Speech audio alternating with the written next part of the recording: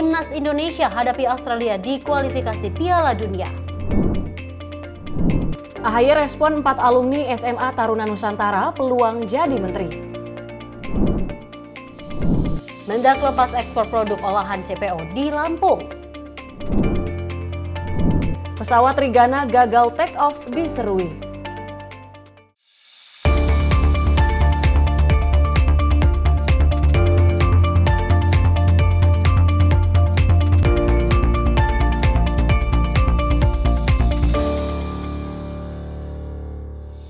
Halo, selamat malam pemirsa. Wah, kompak sekali kita untuk menyapa pemirsa seperti informasi yang hangat yang telah kita sampaikan terlebih dahulu, di mana memang terkait 4 informasi yang kita kemukakan lebih lebatnya di awal. Ini peluang Timnas Indonesia yang akan tanding dengan Australia di kualifikasi Piala Dunia nih. Tiara. Setelah sebelumnya mampu mengimbangi Arab Saudi 1-1, kita akan 1-1. melihat skor untuk besok saat pertandingan antara Timnas Indonesia dengan Australia, Dewi. Benar sekali, dan juga ada informasi terkait AHY yang merespon ini untuk SMA Taruna Nusantara ini menjadi peluang menteri, dan lagi-lagi kalau kita melihat memang ini merupakan peluang yang cukup besar ya. Nah, kita akan nantikan siapa sajakah kemudian pasangan ataupun pilihan yang akan menduduki kursi menteri nanti di era pemerintahan Prabowo Subianto dan juga Gibran Rakabuming Raka, Dewi. Benar sekali, dan sejumlah informasi terkait juga pesawat Trigana yang gagal take off akan kami sampaikan bersama saya Dio Madi. Dan saya Tiara Dianti, inilah Menyapa Malam selengkapnya. Dan kita awali Menyapa Malam kali ini di mana informasi berikut ini. Indonesia akan bersiap menghadapi Australia di Stadion Utama Gelora Bung Karno besok malam. Secara head to head, Indonesia hanya menorehkan 1 kemenangan kontra Australia. Besok akan menjadi pertandingan kedua Timnas Indonesia di kualifikasi Piala Dunia 2026 ronde ketiga zona Asia. Timnas Indonesia siap menjamu Australia dalam lanjutan laga grup C kualifikasi Piala Dunia 2026 zona Asia ronde ketiga besok malam, di mana pertandingan ini akan tersaji di Stadion Utama Gelora Bung Karno, Jakarta. Pasukan Sinteyong memiliki persiapan secara fisik dan mental yang besar usai hasil seri yang diraih kontra Arab Saudi pekan lalu. Berbeda dengan Indonesia, Timnas Australia justru mengalami awalan yang buruk dengan mengalami kekalahan 0-1 di kandang sendiri. Bila ditarik mundur dengan peluang yang akan diraih Indonesia secara head-to-head, Garuda Indonesia hanya mengoleksi 1 kemenangan, 3 kali seri dan kalah sebanyak 15 kali. Saat ini Indonesia berada di peringkat FIFA 133 dunia, sedangkan Australia terpaut jauh dengan peringkat 24 dunia. Setelah pertandingan kontra Arab Saudi pada Jumat lalu, Timnas Indonesia langsung terbang ke Indonesia untuk melakukan persiapan lebih matang. Sedangkan Australia juga tiba di tanah air sejak Jumat kemarin guna menantang Indonesia di Stadion Gelora Bung Karno, Jakarta. Dari Jakarta, tim redaksi Sinpo TV melaporkan. Timnas Indonesia akan menghadapi Australia di Stadion Utama Gelora Bung Karno, Jakarta, Selasa 10 September pukul 19 waktu Indonesia Barat dalam lanjutan kualifikasi Piala Dunia zona Asia. Sinteyong pun ini meminta supporter Timnas Indonesia untuk meramaikan Stadion Gelora Bung Karno guna mempengaruhi mentalitas para pemain Timnas Australia. 좀 더 지켜봐 주시고 한 경기 한 경기 최선을 다할 것이다. 그리고 우리가 호주랑 개백가에서 있는 홈 경기에서 우리 팬들이 찾아와 주셔서 상대를 압도할 수 있는 응원을 해주시고 우리 개개인 선수들한테 응원의 메시지를 해주시면 저 또한 힘을 얻고 우리 선수들 힘을 얻고 분명히 좋은 성적을 낼 수 있게끔 최선을 다하도록 하겠습니다. Kita lanjut informasi berikut ini. Usai berhasil imbang melawan tuan rumah Arab Saudi dengan skor 1-1, kini Timnas Garuda Indonesia akan melawan Australia di Stadion Gelora Bung Karno, Senayan, Jakarta. Sejumlah masyarakat pecinta sepak bola tanah air pun berharap kepada Timnas Indonesia dapat membungkam Australia untuk menduduki klasmen grup C pada peringkat pertama, dan inilah tanggapan dan harapan dari masyarakat Indonesia.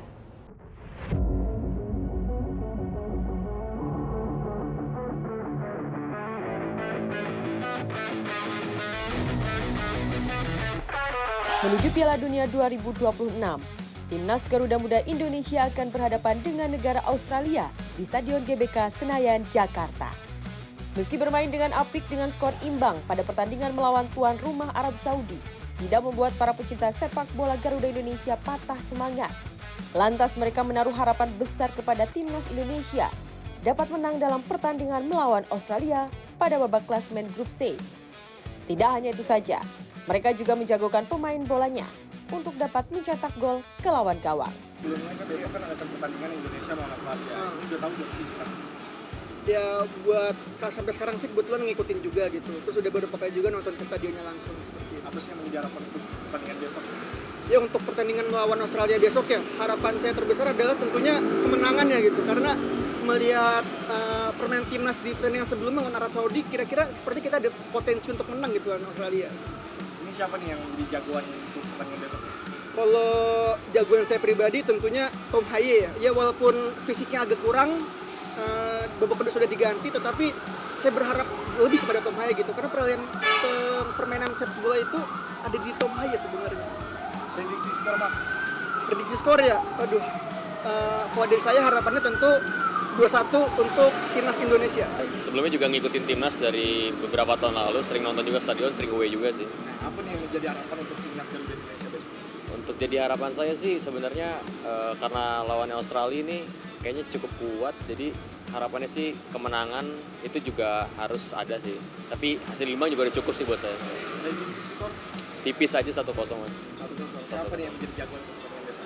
Untuk jadi jagoan kapten kita kemarin ya, Jain Ses aja. Pertandingan besok Indonesia melawan Australia. Iya tahu karena dalam rangka mau kualifikasi Piala Dunia ya. Apa sih yang menjadi harapan untuk pemain timnas Indonesia melawan Australia besok? Harapan untuk besok sih ya bermain konsisten aja, bermain rapi, tidak ada celah, tidak ada teledor lah dalam bermain. Prediksi skor? Untuk prediksi skor sih ya tipis sih 1-0 atau 2-1, nggak berharap lebih sih. Siapa nih yang menjadi jagoan besok? Kalau untuk jagoan kayak kiper yang kemarin sih nepis penalti Martin Paes itu lumayan sentral perannya. Dari Jakarta, Fahrizal, Fahri, Sinfo TV melaporkan. Dan informasi tadi kalau kita mengantarkan bahwa lagi-lagi Tiara untuk timnas Indonesia akan melawan Australia ini besok tepatnya pukul 7 malam. Gimana nih persiapan untuk nonton bareng lebih tepatnya Tiara untuk melihat bahwa hasil dari besok itu seperti apa? Tentu optimis, sejumlah harapan juga disampaikan oleh masyarakat. Tadi kita sudah melihat untuk pertandingan besok malam ini diharapkan seluruh masyarakat Indonesia, tapi nggak bisa menampung seluruhnya Gelora Bung Karno. Nanti untuk bisa memerah putihkan Gelora Bung Karno untuk menciutkan nyali dari Australia, Dewi. Benar sekali lagi. Kalau kita lihat bahwa memang sudah melawan Arab Saudi 1-1 ya lebih tepatnya. Dan apakah akan kemungkinan ini besok kita akan mendapatkan skor 2-1 atau 2-0 nih lebih tepatnya? Nah, amin. Nah, kita akan lanjut Dewi ke informasi selanjutnya di mana Presiden Joko Widodo meresmikan 4 ruas jalan tol Sigli Banda Aceh pada Senin 9 September 2024. Dan juga Kepala Negara berharap adanya jalan tol ini dapat menumbuhkan titik ekonomi baru, usaha baru, dan mengedepankan UMKM melakukan usaha yang dimana untuk membangkitkan perekonomian di Nagro Aceh Darussalam. Dalam agenda kunjungan kerja, Presiden Joko Widodo meresmikan 4 ruas jalan tol Sigli Banda Aceh, Provinsi Aceh, Senin 9 September 2024. Hal ini diharapkan dapat menumbuhkan titik-titik perekonomian baru di daerah tersebut. Presiden menekankan bahwa infrastruktur sangat penting untuk meningkatkan konektivitas. Untuk itu, Presiden menyatakan akan terus mempercepat pembangunan jalan tol, termasuk pembangunan jalan tol Trans Sumatera sepanjang 2.998 km dari Provinsi Lampung sampai ke Provinsi Aceh. Karena itu kita akan terus melakukan percepatan pembangunan infrastruktur, pembangunan jalan tol, termasuk pembangunan jalan tol Trans Sumatera sepanjang 2.998 km yang menyambung nantinya kalau sudah tersambung dari Lampung sampai ke Aceh. Kita berharap dengan jalan tol Trans Sumatera akan mendorong pertumbuhan ekonomi dan mendorong pemerataan ekonomi di Pulau Sumatera dan meningkatkan efisiensi waktu tempuh serta meningkatkan multiplier efek bagi masyarakat. Hari ini kita akan meresmikan 4 dari 6 seksi jalan tol Sigli Banda Aceh sepanjang 35 km yang dibangun sejak tahun 2019 dan menelan biaya yang tidak sedikit yaitu 13,5 triliun rupiah, 13 triliun 500 miliar rupiah. 4 seksi yang akan kita resmikan adalah seksi 2, Sewu Limom Janto, kemudian seksi 3, Janto Indrapuri, kemudian seksi 5, Blang Bintang Kuto Baru, dan seksi 6, Kuto Baru Baitus Salam. Sepanjang 35 km. Kepala negara mengungkapkan 4 dari 6 ruas jalan tol Sigli Banda Aceh telah dibangun sejak 2019 dan menelan biaya sekitar 13,5 triliun rupiah. Presiden meyakini dengan peresmian 4 ruas jalan tol tersebut juga akan menumbuhkan titik-titik perekonomian baru, menumbuhkan usaha-usaha baru, memotivasi usaha kecil serta usaha mikro, untuk memperluas usaha serta membangkitkan perekonomian di Provinsi Aceh secara keseluruhan. Tim redaksi Sinpo TV melaporkan. Masih dengan agenda kepresidenan di mana Presiden Joko Widodo ini meresmikan rehabilitas, renovasi dan juga pembangunan venue Pekan Olahraga Nasional PON 21 Aceh Sumatera Utara 2024 di Banda Aceh. PON 2024 menandai kali pertama pentas olahraga multi-event nasional yang dilangsungkan di 2 provinsi secara bersamaan, yakni Aceh dan Sumatera Utara.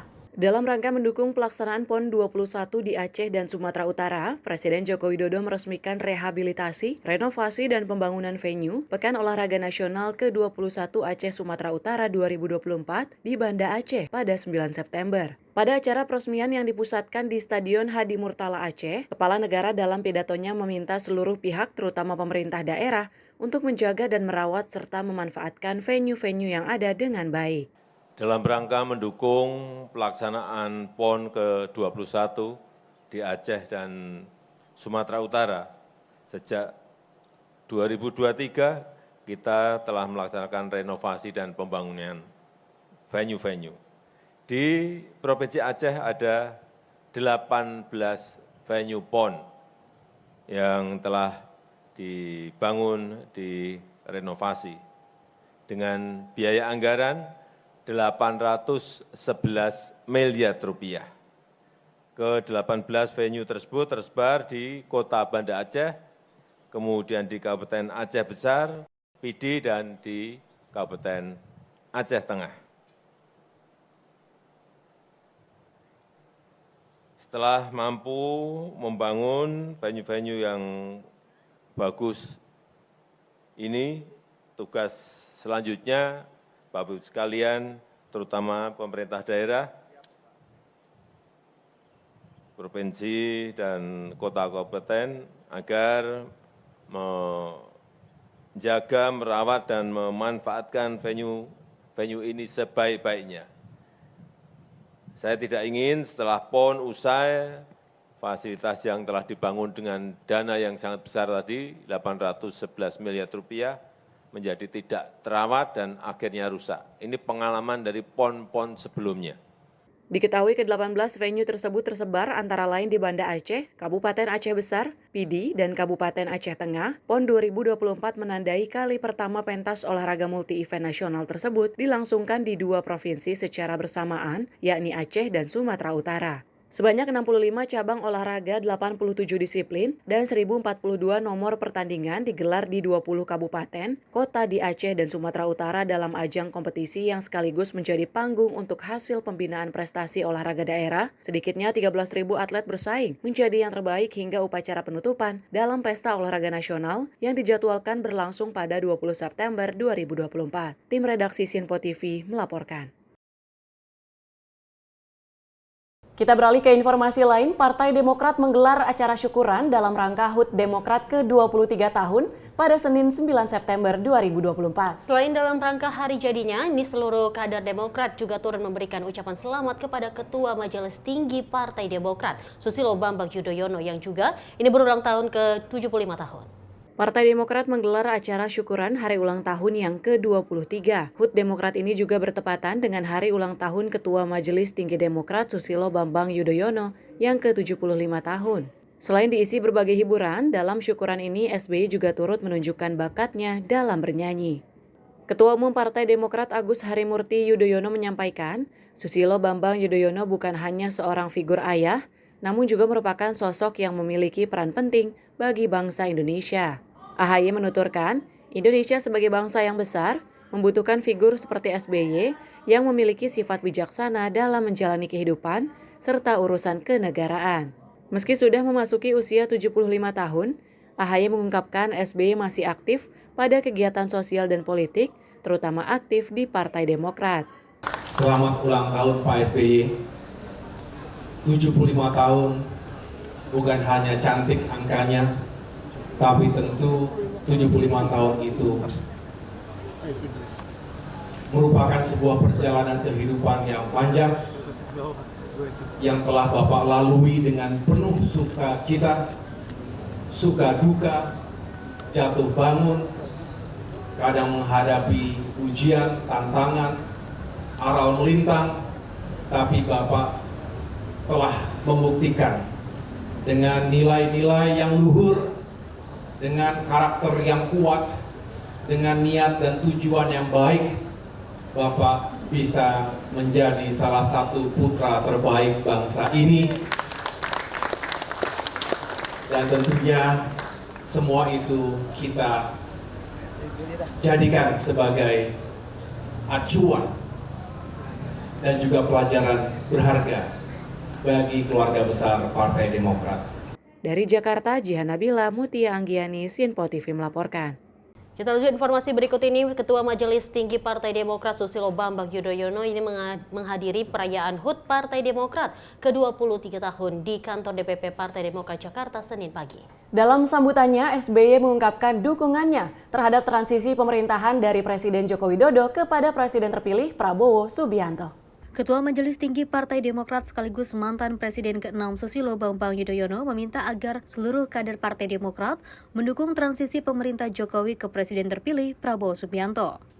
SBY menuturkan Demokrat berkomitmen mengawal masa transisi tersebut sebagai wujud etika politik yang baik. Hal itu disampaikan SBY saat menghadiri acara syukuran HUT Partai Demokrat ke-23 yang digelar di DPP Partai Demokrat Jakarta. SBY juga menilai Prabowo merupakan sosok yang pemimpin idealisme dan mempunyai agenda pemerintahan yang baik untuk memajukan bangsa Indonesia. Sekarang transisi antara Presiden Jokowi ke Presiden Prabowo. Saya setuju. Sukseskan transisi itu. Sukseskan. Ini etika politik. Demokrat tahu etika dan moral dalam politik. Nah setelah itu dukung penuh, sukseskan pemerintahan Presiden Prabowo ke depan. Saya kerap berbincang-bincang dengan Presiden terpilih Prabowo. Beliau punya idealisme, punya agenda yang jelas, punya sasaran yang juga menurut saya tepat. Tetapi kita tahu, cuaca tidak selalu cerah. Tantangan dan permasalahan akan ada di mana-mana, datang dan pergi. Dengan ini semua makin membulatkan tekad Partai Demokrat untuk menyukseskan kepemimpinan Presiden mendatang dan pemerintahannya. Karena kalau sukses, yang senang adalah rakyat Indonesia yang kita cintai. Dari Jakarta, Jihan Nabila, Mutia Anggiani, Sinpo TV melaporkan. Ketua Umum Partai Demokrat Agus Harimurti Yudhoyono mengaku telah berbincang dengan Presiden terpilih Prabowo Subianto soal 4 alumni SMA Taruna Nusantara yang berpeluang sebagai menteri. Dan juga ini AHY enggan berkomentar lebih lanjut. Namun ini sebagai Ketua Umum Partai Demokrat, AHY menghormati hak prerogatif dari Presiden terpilih. Ketua Umum Partai Demokrat Agus Harimurti Yudhoyono merespon soal 4 alumni SMA Nusantara yang bakal menjadi menteri di kabinet pemerintahan Prabowo Gibran. AHY menilai Prabowo memiliki keseriusan dalam menyusun strategis, termasuk untuk pemilihan menteri kabinet. Meski telah berkomunikasi langsung dengan Prabowo, AHY menyampaikan bahwa pertemuan keduanya tidak hanya membahas soal kabinet yang akan disusun.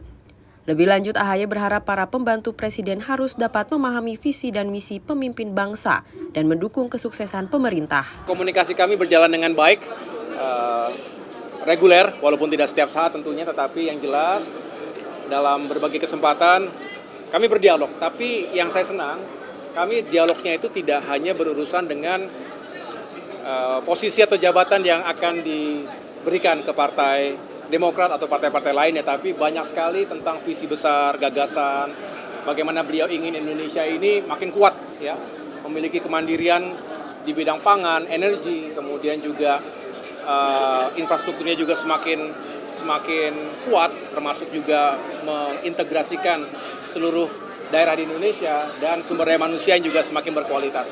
Banyak lagi hal lain yang tentunya saya syukuri sebagai sebuah proses pengayaan, satu proses pendalaman, sehingga ke depan kalau para pembantu presiden memahami betul visi misi pemimpin, ya, saya rasa kerja-kerja di lapangan akan lebih fokus, lebih serius, dan juga tepat sasaran. Dari Jakarta, Jihan Nabila, Mutia Anggiani, Sinpo TV melaporkan. Seperti yang kita lihat bahwa Susilo Bambang Yudhoyono ini memberikan dukungannya terhadap transisi pemerintahan nantinya dari Presiden Joko Widodo ke Presiden terpilih Prabowo Subianto. Diharapkan tentunya masa transisi ini berjalan dengan mulus karena lagi-lagi ini bertujuan dengan pencapaian berbagai program nantinya yang akan dijalankan oleh Presiden terpilih Prabowo Subianto, Dewi. Benar sekali, karena lagi kalau kita melihat memang untuk respon dari 4 alumni SMA Nusantara yang akan dilangsungkan nanti ini merupakan peluang menjadi menteri. Dan kita layaknya kalau kita melihat memang apakah siap menjadi menteri itu merupakan menjadi pertimbangan lebih tepatnya untuk dari AHY sendiri, Tiara dan juga pemirsa. Dan informasi berikutnya pemirsa akan kami sampaikan, namun usai jeda berikut tetaplah bersama kami.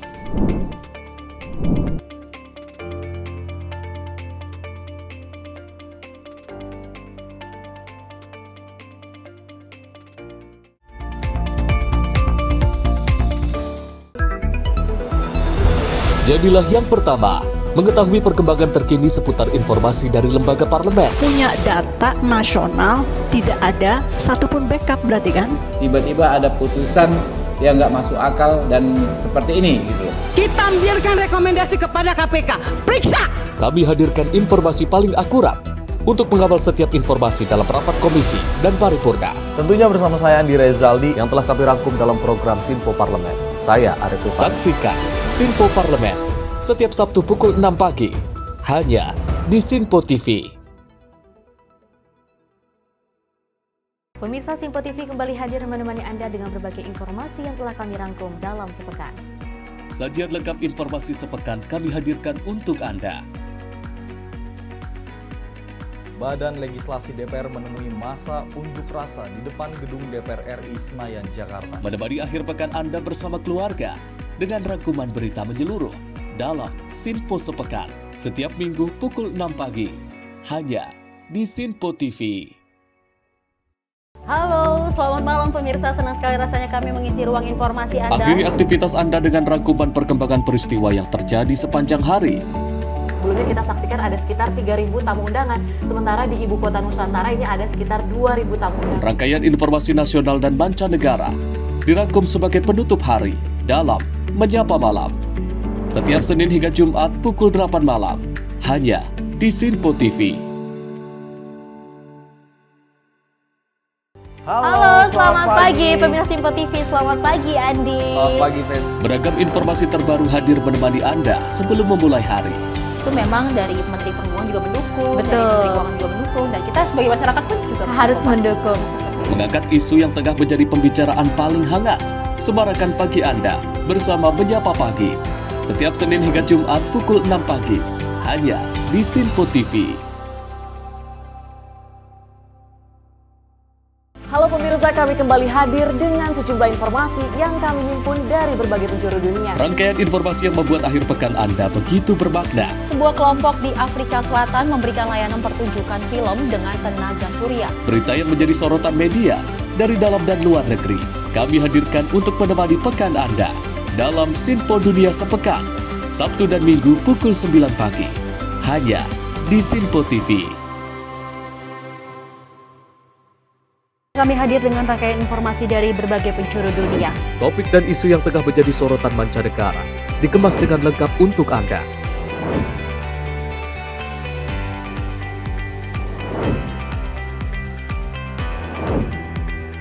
Peristiwa penting yang terjadi dari berbagai belahan dunia ini hadir dalam Sinpo Dunia setiap Senin hingga Jumat pukul 7:30 malam hanya di Sinpo TV.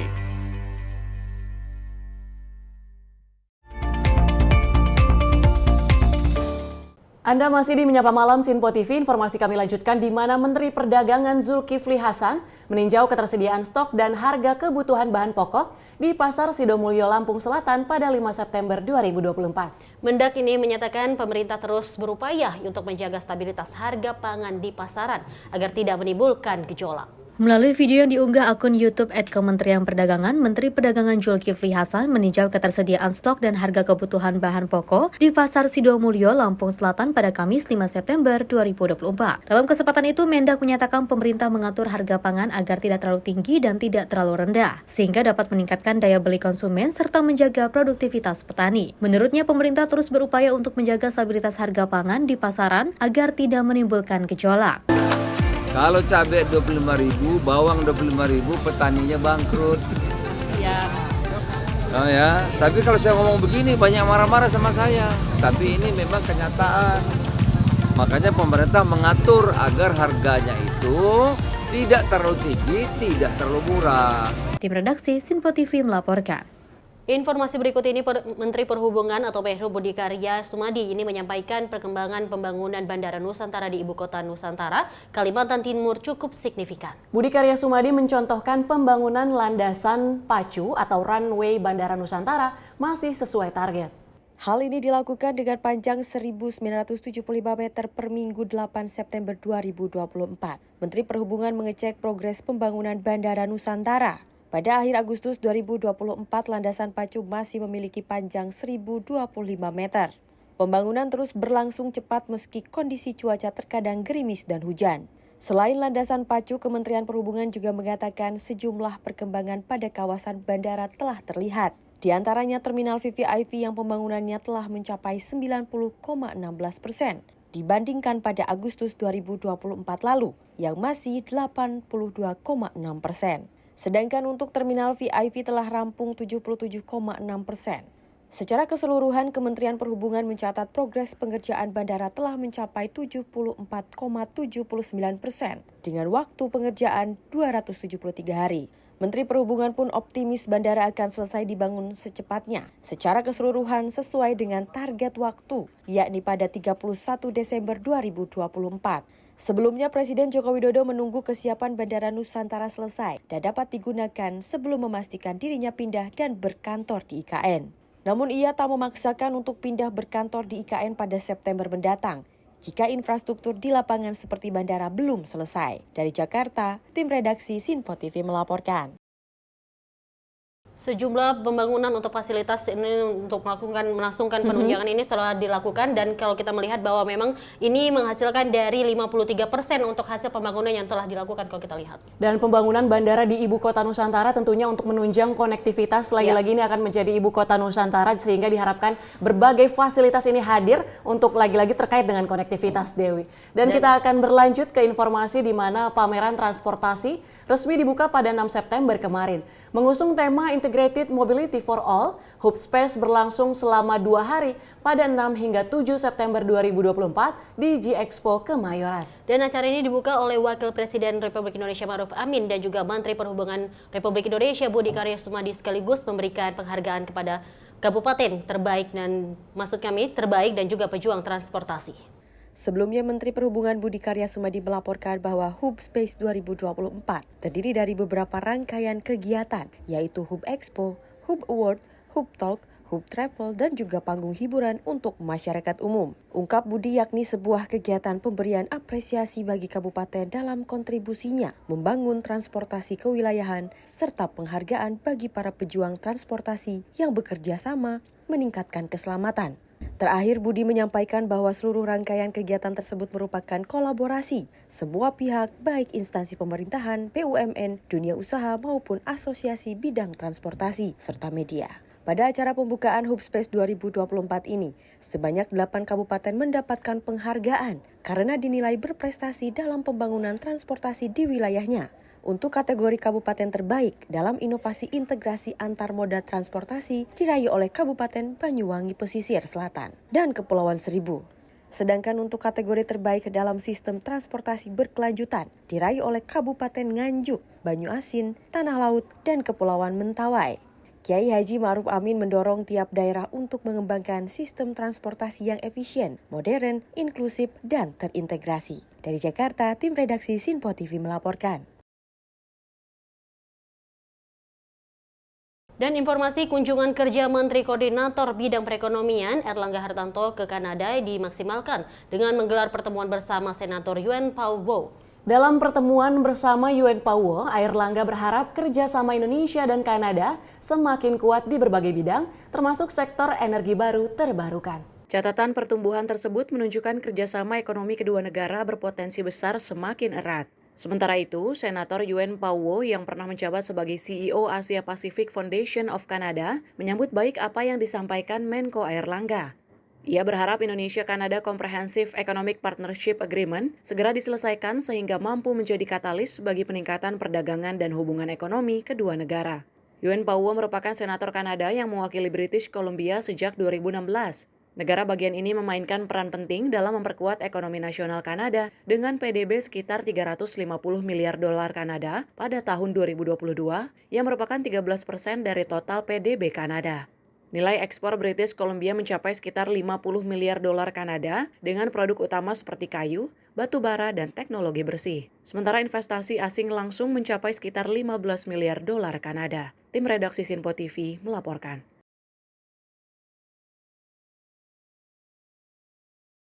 Menteri Koordinator Bidang Politik, Hukum, dan Keamanan Hadi Cahyanto menerima kunjungan Menteri Senior dan Menteri Koordinator Keamanan Nasional Singapura Teo Chee Hean di kantor Kemenko Polhukam, Jakarta. Keduanya membahas mengenai kerjasama kedua negara di bidang keamanan serta penanggulangan terorisme.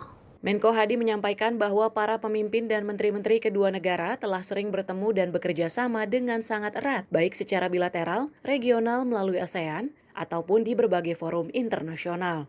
Menko Polhukam menyampaikan bahwa sepakat mengenai perlunya meningkatkan kerjasama bilateral bidang politik dan keamanan guna memberikan manfaat yang lebih luas, tidak hanya bagi kedua negara, tetapi juga untuk kawasan Asia Tenggara. Selain itu, Menko Polhukam juga memaparkan hubungan dan kerjasama baik ini dapat terus dijaga dan ditingkatkan, termasuk dengan pemerintahan baru kedua negara. Pertemuan tersebut dihadiri oleh Deputi Bidang Koordinasi Politik Luar Negeri Kemenko Polhukam, Duta Besar Rina P. Sumarno, Duta Besar Singapura untuk Indonesia Kwok Fuk Seng, Kepala Staf Menteri Senior dan Menteri Koordinator Keamanan Nasional Singapura Mikael Kalimudin, Direktur Jenderal Kemenlu Singapura Tan Wei Ming, Deputi Direktur Kemenlu Singapura Jeff Koh. Tim redaksi Sinpo TV melaporkan.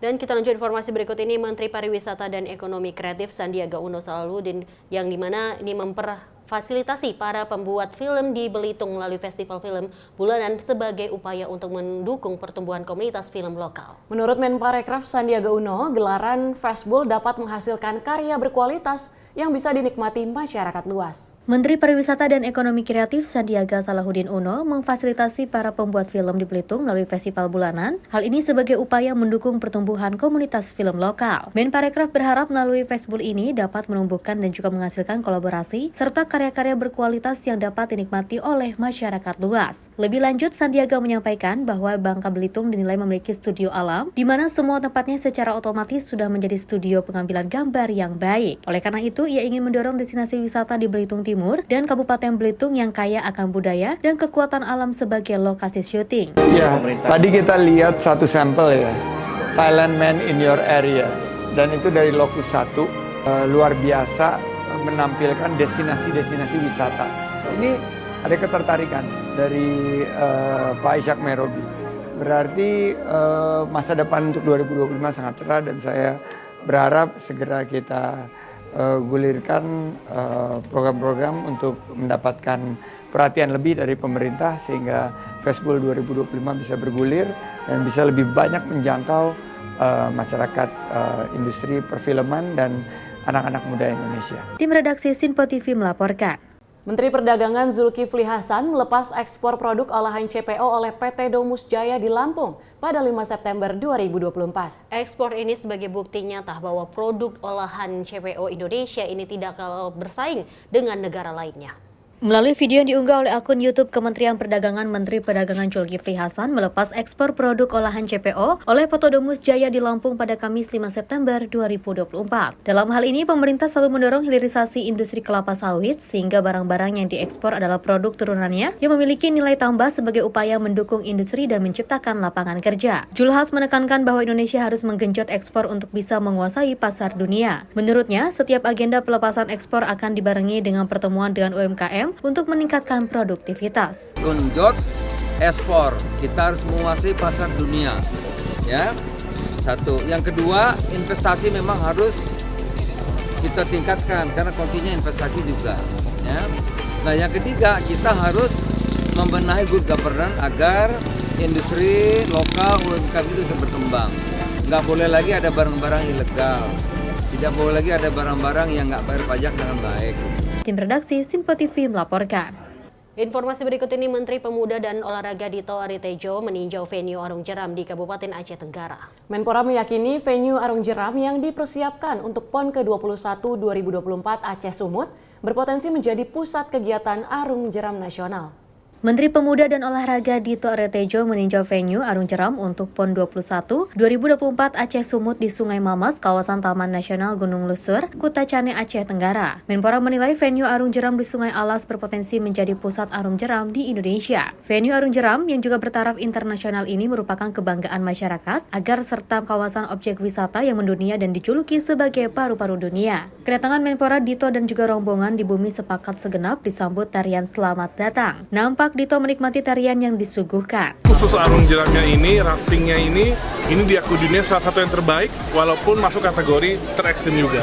Jadi ini adalah suatu anugerah dari Allah, di mana Aceh Tenggara ini sangat beruntung, dan saya senang akhirnya PON di Aceh dan bisa menggunakan alam ini sebagai cabang olahraga Arung Jeram. Jadi saya rasa ini sangat potensi dijadikan pusatnya Arung Jeram di Indonesia.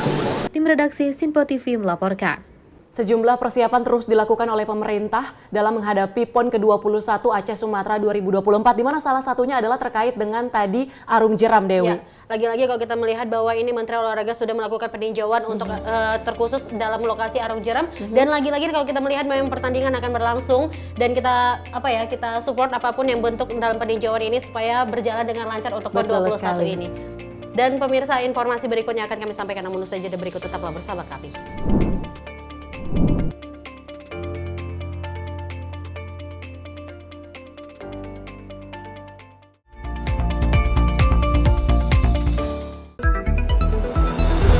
Jadilah yang pertama mengetahui perkembangan terkini seputar informasi dari lembaga parlemen. Punya data nasional, tidak ada satupun backup berarti kan? Tiba-tiba ada putusan yang nggak masuk akal dan seperti ini gitu. Kita biarkan rekomendasi kepada KPK, periksa! Kami hadirkan informasi paling akurat untuk mengawal setiap informasi dalam rapat komisi dan paripurna. Tentunya bersama saya Andi Rezaldi yang telah kami rangkum dalam program Sinpo Parlemen. Saya Arif Rifani. Saksikan Sinpo Parlemen setiap Sabtu pukul 6 pagi hanya di Sinpo TV. Pemirsa, Sinpo TV kembali hadir menemani Anda dengan berbagai informasi yang telah kami rangkum dalam sepekan. Sajian lengkap informasi sepekan kami hadirkan untuk Anda. Badan Legislasi DPR menemui masa unjuk rasa di depan gedung DPR RI Senayan, Jakarta. Menemani akhir pekan Anda bersama keluarga dengan rangkuman berita menyeluruh dalam Sinpo Sepekan setiap minggu pukul 6 pagi hanya di Sinpo TV. Halo, selamat malam pemirsa. Senang sekali rasanya kami mengisi ruang informasi Anda. Akhiri aktivitas Anda dengan rangkuman perkembangan peristiwa yang terjadi sepanjang hari. Sebelumnya kita saksikan ada sekitar 3.000 tamu undangan, sementara di Ibu Kota Nusantara ini ada sekitar 2.000 tamu undangan. Rangkaian informasi nasional dan mancanegara dirangkum sebagai penutup hari dalam Menyapa Malam.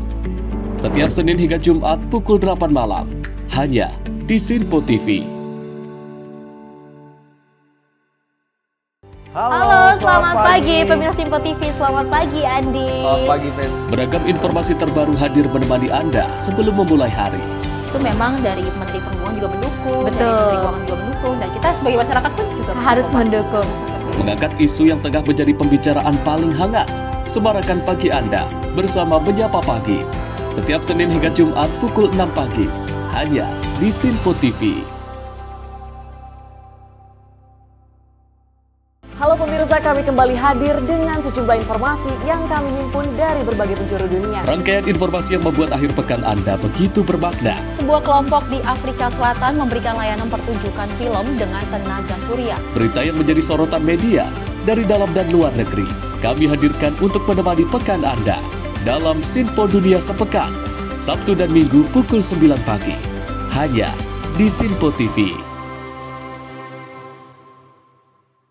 Kami hadir dengan rangkaian informasi dari berbagai penjuru dunia. Topik dan isu yang tengah menjadi sorotan mancanegara dikemas dengan lengkap untuk Anda.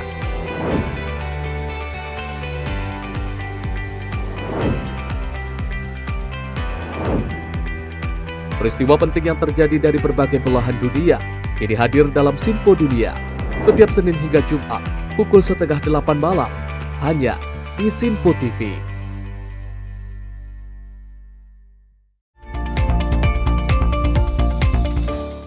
Selamat malam pemirsa, Anda masih menyaksikan Menyapa Malam dan kita lanjut informasi berikut ini. Menteri Pemuda dan Olahraga Dito Aryo ini menghadiri Indonesia Youth Sustainability Forum 2024 yang diselenggarakan di Menara Kuningan yang Jakarta Selatan pada 7 September 2024. Forum ini dinilai menjadi bukti kepedulian generasi muda terhadap isu keberlanjutan dan perubahan iklim. Melalui akun sosial media Instagram @dito_aryo, Menteri Pemuda dan Olahraga Dito Aryo mengapresiasi hadirnya Indonesia Youth Sustainability Forum 2024. Sebanyak 4.000 anak muda bergerak di bidang sustainability atau energi bersih berkumpul dalam forum tersebut. Menpora menilai kehadiran anak muda ini menunjukkan kepedulian terhadap isu keberlanjutan. Keberadaan forum ini diharapkan dapat menginspirasi serta menjadi bakal generasi muda yang akan memimpin Indonesia menghadapi perubahan iklim dan keberlanjutan energi bersih di masa depan. Seperti hari ini di mana mempertemukan pelaku, mahasiswa, akademisi, dan juga inovator yang kalian mendengar, siapa tahu ke depan tiba-tiba mendapatkan ide, inspirasi, dan saya yakin di hadapan saya adalah 4.000 penggerak dan inovator yang akan membuat Indonesia lebih bersih dan lebih maju. Tim redaksi Sinpo TV melaporkan.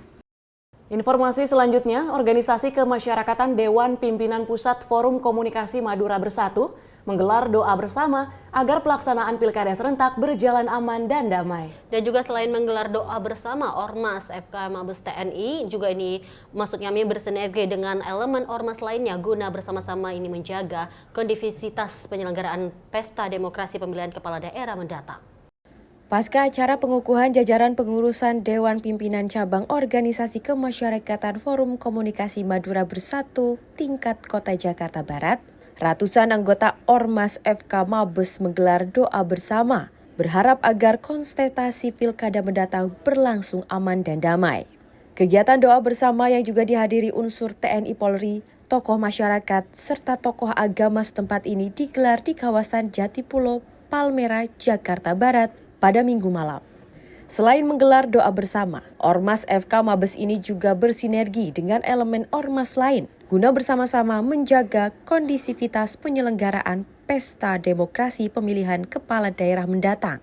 Abdul Wahid selaku fungsionaris pengurus Ormas FK Mabes menuturkan aglomerasi di mana kumpulannya sejumlah tokoh dari lintas Ormas ini bertujuan agar tercipta harmonisasi dan guyup antara kelompok demi menjaga persatuan dan kesatuan di masa pemilihan pilkada nanti.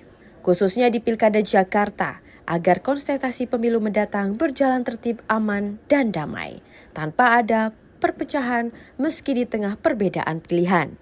Perusahaan Ketua DPC Jakarta Barat, sekaligus ini semacam aglomerasi ya tentang keormasan, terutama di sini dipelopori oleh Forum Komunikasi Madura Bersatu untuk menjaga stabilitas persiapan pilkada, khususnya di DKI Jakarta, umumnya ya di seluruh wilayah Indonesia. Terbentuknya MKM itu di Forum Komunikasi Madura Bersatu ini atau FKMB ini sudah ada unit-unit koperasi ya, yang selanjutnya untuk menyupport UMKM di daerah kita masing-masing, terutama ya di DPP.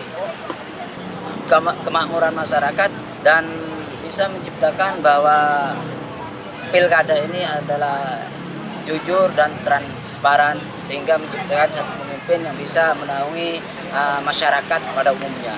Meski belum menentukan pilihan, namun mereka berharap agar gubernur dan wakil gubernur Jakarta yang nantinya terpilih agar fokus dalam program pemberdayaan sektor UMKM sebagai penggerak ekonomi mikro, mengingat mayoritas dari anggota ormas tersebut merupakan pelaku UMKM. Selain doa bersama diakhiri, kegiatan ini juga digelar pergelaran budaya seperti bela diri silat khas Madura yang merupakan salah satu warisan budaya Nusantara. Tim redaksi Sinfo TV melaporkan. Kita lanjut informasi berikut ini. Dukungan bagi pasangan Ahmad Syahiku dan juga Ilham Habibie ini terus bertambah. Kini dukungan datang dari para pemuda-pemudi yang juga tergabung dalam Muda Mudi Jakbar Asih. Deklarasi dukungan Muda Mudi Asih dilakukan dengan menghadirkan langsung pasangan bakal calon gubernur dan wakil gubernur tersebut. Sebelum deklarasi, mereka berkesempatan berdialog mengenai isu-isu yang menjadi sorotan di Jawa Barat, seperti kurangnya lapangan kerja dan sulitnya akses perumahan. Ketua Muda Mudi Asih Jabar, Abdul Majid Al-Zindani menjelaskan, dukungan untuk pasangan Asih bukan tanpa alasan. Menurutnya, Syahiku mewakili sosok agamis, mencerminkan pribadi beriman dan bertakwa. Sementara Ilham Habibie dikenal sebagai figur yang kuat dalam bidang ilmu pengetahuan dan teknologi. Ia berharap kehadiran Syahiku dan Ilham mampu menyelesaikan berbagai permasalahan di Jawa Barat, termasuk mengoptimalkan potensi besar yang dimiliki provinsi tersebut. Dalam kesempatan tersebut, Majid juga menyampaikan harapannya kepada pasangan Asih agar memprioritaskan beberapa isu, terutama tingginya tingkat pengangguran di Jawa Barat. Dari Jakarta, tim redaksi Sinpo TV melaporkan. PT Bio Farma menggandeng Fakultas Kedokteran Universitas Indonesia atau FKUI IMERI dan Kadin Indonesia menggelar seminar bertajuk Kesehatan Reproduksi Wanita sebagai Ketahanan Nasional Menuju Indonesia Emas 2045. Kegiatan seminar ini bertujuan untuk meningkatkan pengetahuan terkait kesehatan, terutama kesehatan reproduksi wanita. Sebagai upaya menjaga kesehatan reproduksi wanita, PT Bio Farma bekerjasama dengan Fakultas Kedokteran Universitas Indonesia atau FKUI IMERI dan Kadin Indonesia menggelar seminar di Mercure Hotel Jakarta pada Minggu 8 September 2024. Direktur Medis dan Hubungan Kelembagaan PT Bio Farma, Dr. Sri Harsi Teteki mengatakan Bio Farma akan terus berkontribusi membangun generasi emas yang sehat dan juga produktif. Sri mengatakan bahwa kunci utama dalam menjaga kesehatan organ reproduksi adalah dengan menjalin pola hidup yang sehat. Sri mengungkapkan pihaknya memberikan alokasi dana sebesar 5% untuk mendukung serta berbagai bentuk komitmen Bio Farma dalam menjaga kesehatan reproduksi pada wanita. Untuk membahas kesehatan reproduksi pada wanita, untuk menuju ke arah ketahanan kesehatan pada Indonesia Emas 2045. Jadi kita ada kerjasama dengan IMERI, FKUI, RCM, dan juga Kadin tentunya. Jadi konsepnya adalah Bio Farma mensupport terkait dengan seluruh acara yang ada agar edukasi terhadap bagaimana menyiapkan wanita dalam usia reproduksinya ini di tahun 2045 dengan bonus demografi yang kita miliki ke depan bisa lahir keturunan yang lebih sehat dan lebih produktif. Kita memiliki komitmen dari mulai riset, dari awal riset, kemudian dari manufacture-nya, kemudian dari distribusinya, kemudian dari layanannya, dari klinik dan diagnostiknya, itu kita memiliki dari hulu ke hilir. Dan dengan entitas yang kita miliki dari Bio Farma ini, Dunia Farma Indo Farma kan masuk dan termasuk ini juga termasuk di dalam kelompok holding farmasi. Riset di Indonesia ini memang harus kita tingkatkan. Bio Farma memiliki komitmen untuk memberikan alokasi dana dari yang kita siapkan itu sebesar 5% dari revenue yang kita miliki. Dari Jakarta, tim liputan Sinpo TV melaporkan. Dan pemirsa jangan kemana-mana karena kami akan sampaikan pesawat Trigana gagal take off di Seruis. Namun sesaat lagi, tetaplah bersama kami.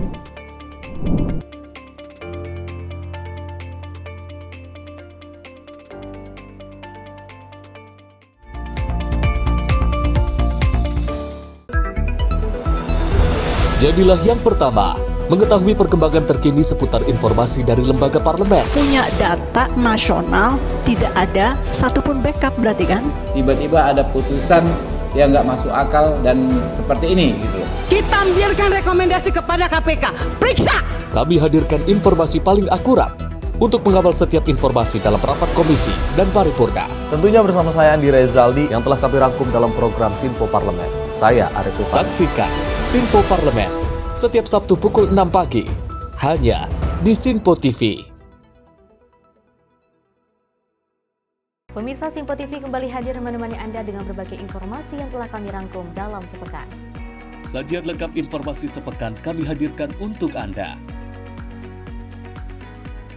Badan Legislasi DPR menemui masa unjuk rasa di depan gedung DPR RI Senayan, Jakarta. Menemani akhir pekan Anda bersama keluarga dengan rangkuman berita menyeluruh dalam Sinpo Sepekan setiap minggu pukul 6 pagi hanya di Sinpo TV. Halo, selamat malam pemirsa. Senang sekali rasanya kami mengisi ruang informasi Anda. Akhiri aktivitas Anda dengan rangkuman perkembangan peristiwa yang terjadi sepanjang hari. Sebelumnya kita saksikan ada sekitar 3.000 tamu undangan, sementara di Ibu Kota Nusantara ini ada sekitar 2.000 tamu undangan. Rangkaian informasi nasional dan mancanegara dirangkum sebagai penutup hari dalam Menyapa Malam. Setiap Senin hingga Jumat pukul 8 malam, hanya di Sinpo TV. Halo, selamat pagi pemirsa Sinpo TV. Selamat pagi Andi. Selamat pagi, Fen. Beragam informasi terbaru hadir menemani Anda sebelum memulai hari. Itu memang dari Menteri Perhubungan juga mendukung, Betul. dari Menteri Keuangan juga mendukung, dan kita sebagai masyarakat pun juga Harus mendukung. Mengangkat isu yang tengah menjadi pembicaraan paling hangat. Semarakan pagi Anda bersama Menyapa Pagi. Setiap Senin hingga Jumat pukul 6 pagi. Hanya di Sinpo TV.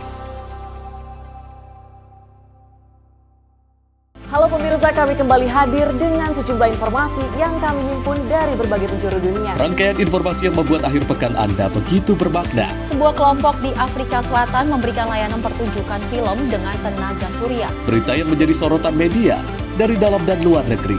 Kami hadirkan untuk menemani pekan Anda dalam Sinpo Dunia Sepekan, Sabtu dan Minggu pukul 9 pagi. Hanya di Sinpo TV. Kami hadir dengan rangkaian informasi dari berbagai penjuru dunia. Topik dan isu yang tengah menjadi sorotan mancanegara dikemas dengan lengkap untuk Anda.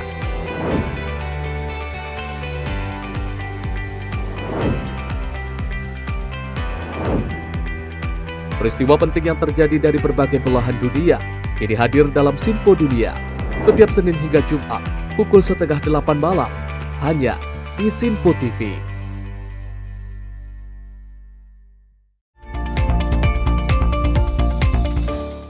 Selamat malam pemirsa, Anda masih menyaksikan Menyapa Malam dan kita lanjut informasi berikut ini. Pesawat komersial Trigana Air ini mengalami gagal terbang menuju kota Jayapura pagi ini. Di Bandara Udara Nikamanap Serui, penumpang pesawat dalam peristiwa ini membuat rombongan penjabat Provinsi Papua. Penyebab pesawat Trigana Air gagal terbang dikarenakan mengalami pecah ban di runway saat hendak take off. Pesawat komersial Trigana Air dengan nomor registrasi PKYSP dengan tipe ATR 42500 mengalami tragedi gagal terbang di Bandara Kamanap, Distrik Kosiwo, Kabupaten Yapen, Provinsi Papua pada Senin pagi. Diduga pesawat tersebut membawa sejumlah penumpang pejabat Papua. Melalui video amatir yang beredar di media sosial, tampak pesawat komersil tersebut tergelincir hingga keluar jalur di ujung bandara. Sekitar 42 penumpang serta 6 kru kabin pesawat yang berisikan istri PJ Gubernur berada di dalamnya. Berdasarkan keterangan dari stakeholder PT Angkasa Pura I Bandara Sentani, Surya Eka mengatakan bahwa insiden ini terjadi pada pukul 11:54. Penyebab pesawat gagal terbang dikarenakan mengalami pecah ban. Setelah ban pesawat pecah, tidak bisa terbang dan langsung kembali ke apron Bandara Sentani untuk dilakukan perbaikan. Meskipun mengalami kerugian besar karena pesawat mengalami rusak parah, namun dalam peristiwa ini tidak ada korban jiwa. Dari Jakarta, tim redaksi Sinpo TV melaporkan. Belasan ekor paus pilot ditemukan mati terdampar di pantai Liliweri, Nusa Tenggara Timur. Dan juga masing-masing paus terdampar dengan jarak 10 hingga 15 meter ini ditemukan banyak bekas luka di dalam tubuhnya. Belasan paus pilot Globicapella macrorhynchus ditemukan mati terdampar di pantai Liliwera, Desa Purnama, Kabupaten Alor, Nusa Tenggara Timur. Dinas Kelautan dan Perikanan dibantu masyarakat dan personel kepolisian mengubur paus pilot tersebut pada 7 September Sabtu sore. Kepala Cabang Dinas Kelautan dan Perikanan Wilayah Kabupaten Alor NTT Muhammad Saleh Goro sampaikan, paus yang terdampar berjumlah lebih kurang 50 ekor, 17 ekor paus diantaranya telah mati dengan jarak masing-masing sekitar 10 hingga 15 meter. Diketahui beberapa bagian tubuh paus ditemukan luka diduga akibat terkena gesekan batu karang yang ada di pesisir pantai Liliweri tempat terdamparnya paus tersebut. Hingga kini diduga paus pilot lain yang mati hanyut terbawa arus ke tengah lautan saat air laut pasang. Goro juga menambahkan sebelum paus pilot dikubur, tim mengambil sampel untuk diserahkan ke UPTD Pengelola Taman Perairan Kepulauan Alor. Pengelola Taman Perairan Kepulauan Alor dan dikirim ke laboratorium di Bali untuk penelitian penyebab kematian paus. Tim redaksi Sinpo TV melaporkan. Dan kita lanjut peristiwa berikut ini, seorang perempuan pengemudi sepeda motor tewas terdapat kereta rel listrik atau KRL di stasiun Citayam, Bogor, Jumat 6 September. Seorang calon penumpang KRL sempat merekam momen proses evakuasi sepeda motor korban. Seorang wanita pengendara sepeda motor tewas tertabrak KRL di kawasan Citayam, Depok, Jawa Barat. Peristiwa terjadi saat korban diduga menerobos palang perlintasan yang sudah ditutup oleh penjaga. Dalam video terlihat sejumlah petugas melakukan pengamanan dan evakuasi kecelakaan di area rel kereta. Terlihat motor tertabrak kereta yang melintas dari arah Bojonggede, terseret hingga sampai ke stasiun Citayam. Korban dilaporkan kondisi MD ditemukan tidak jauh dari lokasi kejadian. Saat berhasil dievakuasi, kondisi kendaraan motor terlihat hancur. Manajer Humas Daob 1 Jakarta Iksvan Hendry menyampaikan, KAI mengingatkan bahwa meski palang pintu perlintasan tidak ada atau tidak berfungsi, pengendara wajib untuk menjaga jarak aman dengan lintasan saat sedang menunggu kereta lewat. KAI mengingatkan agar pengendara tidak berhenti melebihi batas jarak aman yang sudah dipasang demi keselamatan. Dihimbau kepada masyarakat pengemudi kendara wajib berhenti ketika sinyal sudah berbunyi, palang pintu kereta api sudah mulai ditutup, dan isyarat lainnya. Tim redaksi Sinpo TV melaporkan. Sebanyak 5 kios di Jalan Raya Pabuaran Citayam, Kabupaten Bogor ambruk ke bantaran Sungai Kalibaru. Insiden ini menimbulkan 2 korban dan para korban ini dikabarkan terperosok bersamaan dengan ambruknya kios tersebut. Dalam video amatir terlihat kondisi kios bangunan ambruk ke arah bantaran Sungai Kalibiru di Jalan Raya Pabuaran Citayam, Bojonggede, Kabupaten Bogor pada 5 September atau Kamis sore. Diketahui 5 bangunan kios dan seluruh barang-barang berharga yang ada di dalam kios juga hancur, tertimpa puing reruntuhan. Hingga kini jajaran kios yang terdampak longsor diberikan tanda menggunakan tali garis kuning, menandakan warga dilarang melintas. Insiden ini menimbulkan 5 ruko ambruk dan 2 korban mengalami luka. Para korban dikabarkan terperosok bersamaan dengan ambruknya kios tersebut. Tak hanya itu, kejadian ini juga membuat beberapa pemilik toko kehilangan. Di antaranya kehilangan tempat tinggal dan juga mata pencaharian dan harus berusaha kembali untuk mendirikannya. Dari informasi warga, panjang lahan tempat kios yang ambruk tersebut berkisar 7 hingga 10 meter. Hingga kini belum diketahui penyebab utama dari ambruknya bangunan tersebut. Tim redaksi Sinpo TV melaporkan. Dan kita lanjut peristiwa ini, rumah tinggal di Jalan Sulaiman, Kelurahan Palmera, Jakarta Barat dilaporkan terbakar pada 7 September 2024. Sebanyak 14 unit gabungan serta 70 personil dikerahkan dalam operasi pemadaman. Berdasarkan video yang diunggah di media sosial, di Jalan Sulaiman RT 3, RW 4 Kelurahan Palmera, Kecamatan Palmera, Jakarta Barat, dilaporkan terbakar pada Sabtu 7 September 2024. Sebanyak 14 unit gabungan yang terdiri dari 13 unit dari Jakarta Barat dan 1 unit dari Jakarta Selatan, serta 70 personel dikerahkan dalam operasi pemadaman. Pemadam Jakarta melakukan operasi pemadaman sekitar pukul 14:49 menit. Lalu api berhasil dilokalisir perabatannya pada 15:21 menit. Sementara proses pendinginan untuk mengurai materi yang mudah terbakar dilakukan pada pukul 15:26 menit. Dari Jakarta, tim redaksi Sinpo TV melaporkan. Dari seluruh peristiwa, kalau kita melihat meng-highlight lagi di mana peristiwa yang menjadi perhatian khusus apalagi di tengah-tengah masyarakat saat ini, di mana kondisi motor yang terseret di KRL Citayam lebih tepatnya, ini menjadi pelajaran bagi kita semua karena memang lagi-lagi kalau kita melihat ini mungkin tidak mendengar adanya rel yang mau atau kereta yang mau lewat tepatnya, Tiara. Tentu ini menjadi pembelajaran juga bagi para pengendara untuk lebih fokus saat berkendara, untuk kemudian mungkin tidak mendengarkan musik salah satunya, ataupun juga ini jadi pembelajaran juga untuk ataupun palang di setiap perlintasan ketika memang ditemukan bertemu dengan jalanan yang dilewati kendaraan, ini untuk ditutup seperti itu, Dewi. Benar sekali. Dan informasi tadi pemirsa menutup perjumpaan kita kali ini. Terima kasih atas kebersamaan Anda. Saya Dewi Manik. Dan saya Tiara Dianti mewakili kerabat kerja yang bertugas pamit undur diri. Terima kasih dan sampai jumpa.